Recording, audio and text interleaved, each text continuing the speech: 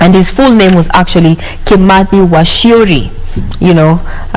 was considered a senior military and spiritual leader of the Mau Mau uprising and led the armed struggle against the British colonial regime in the 1950s. In 1956, unfortunately, he was captured and 1 year later executed.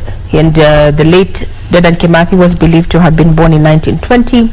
And the late Mukami Kimathi, who passed on May 4th this year, is believed to be the age of 101, was a wife, and she maintained this family. Actually, it's 94. There was a bit of push and pull. Is she 96? Is it 94? Is it 101?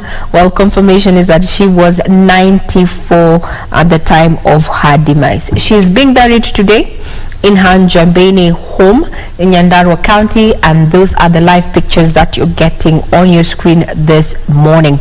After her demise, the government, that is the president, set up a committee that was chaired by the Interior PS, that is Raymond Omolo, while another committee was also chaired by the Nyandarua Governor Moses Kiari Badilisha, to ensure that this iconic freedom fighter, the late Mukami Kimathi, gets a befitting send-off.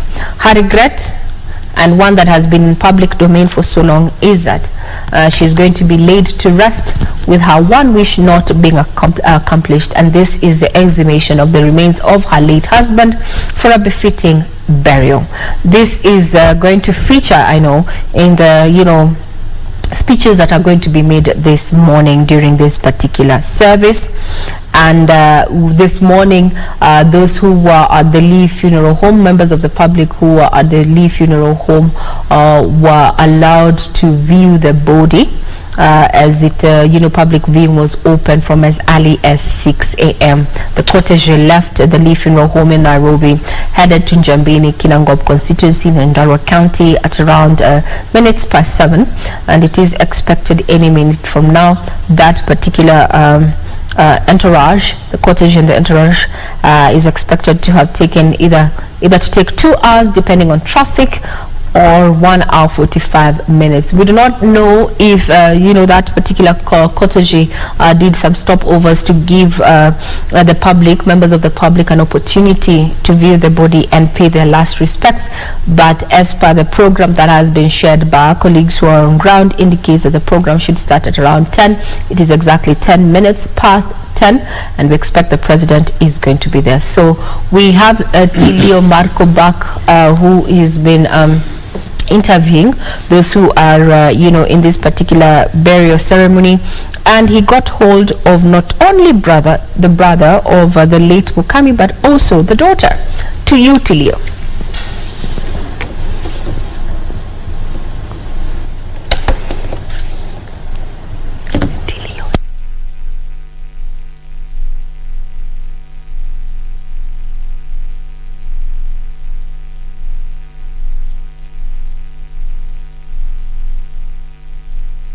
As we expect any minute from now, the head of state, that is President William Ruto, accompanied by his deputy Rigathi to access that particular place there, the tent there. He is the guest of honor, is going to be joining mourners in celebrating the life of the late Mukami Kimathi.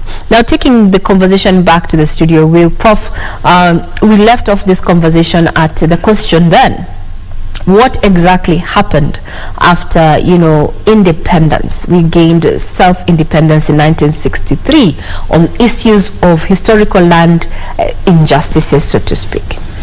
The clarion call in the fight was freedom and land. Political independence came. The land became a problem in the sense that Jomo Kenyatta, who was always an active political opportunist, and his policy was always very clear: get political power, then you can do what you want.